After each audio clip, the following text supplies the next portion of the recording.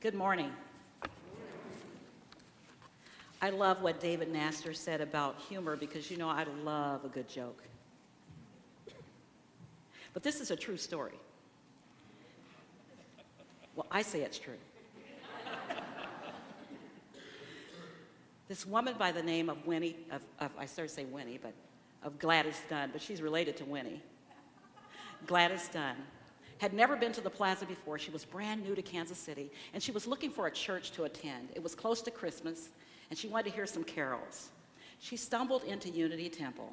It was beautiful, just like it is now.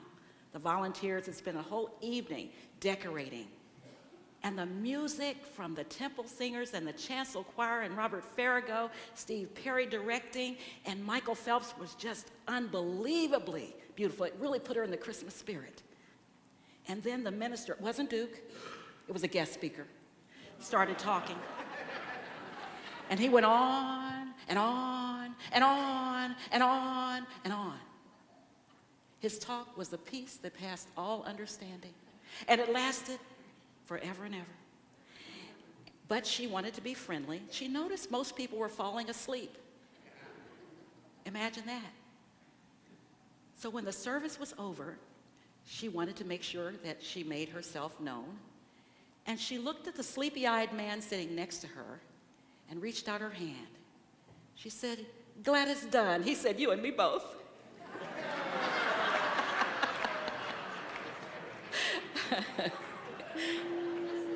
I hope there's no one in here by the name of Gladys Dunn. There's Winnie Dunn. So at the end of my talk, you can all greet each other and say, "Gladys Dunn." Charles Fillmore said that Unity is a classroom. For those who are new here, Charles Fillmore is the co-founder of Unity, his wife Myrtle, the other founder of Unity, back in the late 1800s. So when people say to me, "I'm going to come and hear you preach one day," I make sure they understand we don't do any preaching. Unity is a classroom.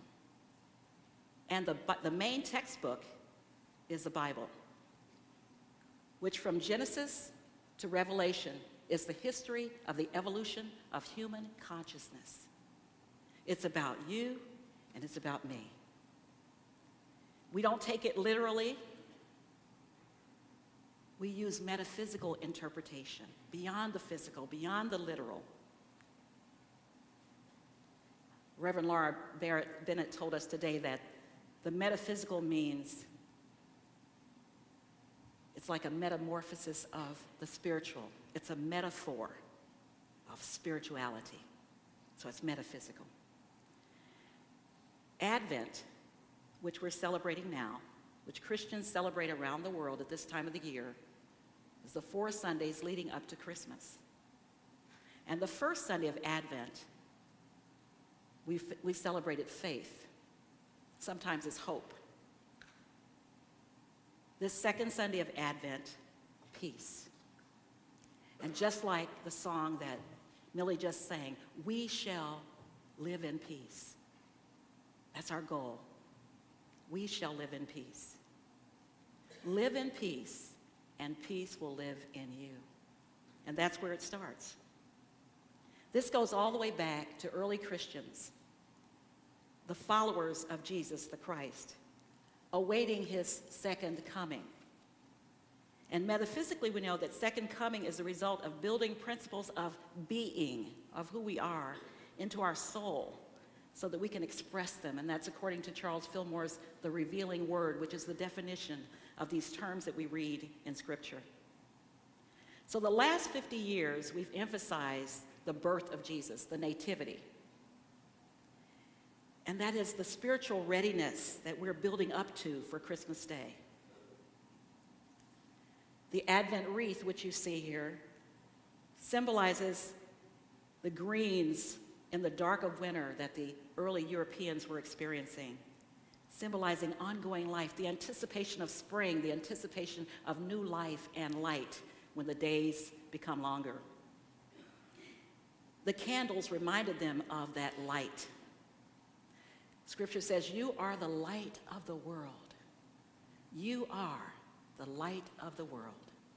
So when each candle of Advent is lit, it's about your own consciousness, the light of faith in you, the light of peace in you, the light of joy in you, the light of love in you. The large candle in the center symbolizes the birth of Christ, who brought light into the world. So during Advent, we remember the longing of the Jews for this Messiah and our own longing, our own desire for forgiveness and a new beginning. That's really simply what Advent is all about.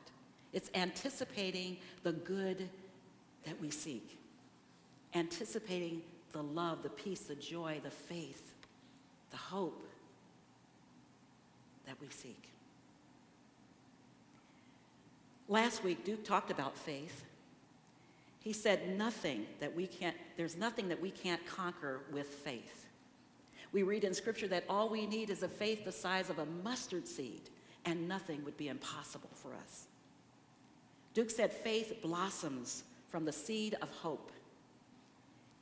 And he said it's human nature to solve problems and overcome challenges. We are overcomers. Jesus said, I have told you these things so that you may have peace. In the world there may be trouble, but take heart. I have overcome the world. So let not your hearts be troubled, neither let them be afraid. He said, these things I do, you may do also, and even greater works. Even greater works. So you are an overcomer. So my lesson today is about peace. And I've chosen scripture from Psalm 107, the 29th and the 30th verses, and you can find that on the front of your bulletin. I have peace today, not because there are no storms in the world, but because the Lord is our peace in the midst of our storm. During Unity's annual World Day of Prayer this year, the whole focus was peace in the midst of all matters.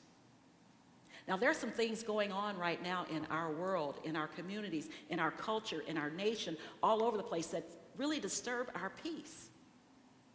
How many of you are not disturbed by some of the things that you're hearing that are going on?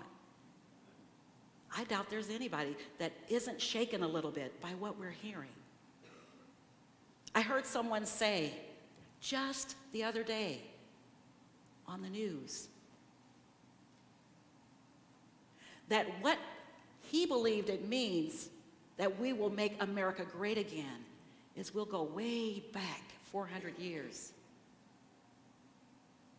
to when people were brought here in bondage to this country. Now that might seem great to some people, but that does not resonate with me. And I doubt that it resonates with any one of you. Because America is already great. Because we're great. And it takes every single one of us to keep it that way. To work together, to walk arm in arm. To live in peace. Live in peace, and peace will live in you. In the Advent booklet for this year that Unity published, The Love and Light of Christmas, there's a story by Myrtle Fillmore. And Myrtle Fillmore talks about how we find this place of peace by practicing the stillness within us. So that's why in Unity we have a segment of our service where we go into the silence and we meditate. Because that's the center of peace in us. You can't find peace out there. Peace is in here. And when you know how to tap into that still small voice within you and be silent, you'll find that peaceful place. That is where peace abides. Myrtle said, I find peace as I connect with God in the silence. When we learn to be still and know that I am, which is God's perfect idea of us, our I am, we lack nothing. She said the silence is a kind of stillness, a place where we can retreat and know the truth. You'll find the instructions of that, finding that place in Psalm 46:10, which says, be still and know that I am God. Be still and know that I am God in you. Be still and know. Now, how many of you have been through any storms? We live in the middle of the country where there are tornadoes, lots of storms, but I'm talking about other kinds of storms, where you're on certain ships and the ships get rocky, like relationships, friendships, finances, work. We get in these storms and we sometimes don't know what to do or where to turn. And we can't forget that the greatest power we have is the power that comes from within. I like what Jimi Hendrix had to say. When the power of love overcomes the love of power, we will have peace in the world. I think I need to say that again. It's on the bulletin. When the power of love overcomes the love of power, we will have peace in the world. Now, we don't have to wait for somebody else to get that. We can start with ourselves. Let there be peace on earth, and let it begin with who? With me. That's the only place that it can start. With me. I want to share a story about the meaning of peace. A king offered a prize to the artist who could create the perfect picture of peace. Many tried, but the king wasn't satisfied with the ones he had seen. And then he stumbled on two that he thought were the best. And he had to pick the best one of the two. One was a calm lake, beautiful blue pristine water, with a reflection of these majestic mountains in it. It was just breathtaking. It had fluffy white clouds on the background of a blue sky above. And everyone agreed this was the perfect picture of peace. The other picture had mountains as well, but they were rugged and bare. An angry sky hung above them, and rain and lightning threatened the sky. Down the side of the mountain tumbled a very ugly-looking foamy waterfall. The picture looked absolutely dreadful. Absolutely dreadful. But when the king looked closer, he saw something miraculous. Behind the waterfall was a tiny bush growing between a crack in the mountain. And in the bush, a mother bird had built her nest. In the midst of the rush of angry water sat the mother bird on her nest in perfect peace. Now, which picture do you think the king thought was the best? I've already given it away. It's the one that didn't look so pretty, kind of dark and dismal, with an ugly-looking mountain and a nasty-looking waterfall, but a mother bird perched on her nest in perfect peace. You see, peace doesn't mean to be in a place where there is no noise, no trouble, or hard work. Peace means to be in the midst of all those things and still be calm in your heart. This is the real meaning of peace. And the only way to get to real peace is to get uncomfortable. I'm sure that mother bird was pretty uncomfortable as storms threatened her nest, but she maintained that sense of peace towards her purpose to bring this new life into the world.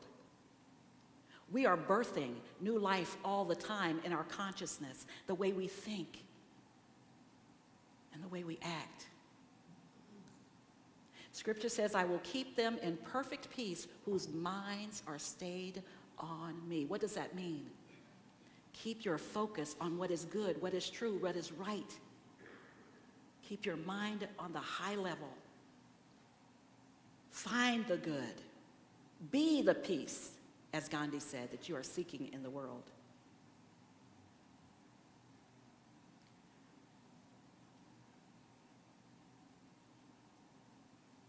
We say this every Sunday at the beginning of the service.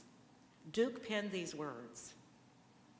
On this day, I dedicate myself to peace on earth. When you leave here and someone cuts you off in traffic, do you remember those words or do you quickly forget? On this day, I dedicate myself, not just while I'm in the sanctuary, while I'm in the building, but I dedicate myself on this day to peace on earth.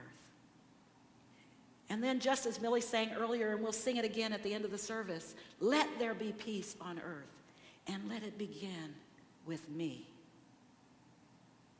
If I'm not peaceful with myself, how can I spread peace and be an example of peace to the rest of the world?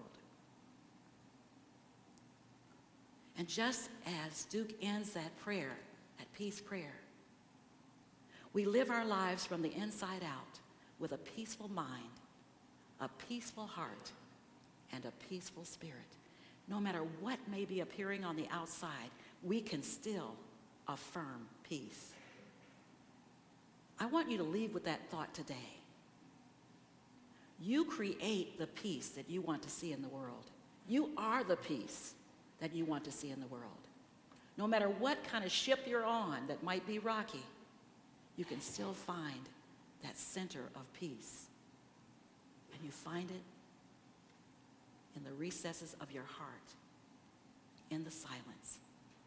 So as we move into meditation, let's focus on that deep peace, the peace that passes all understanding, the peace in the midst of all matters.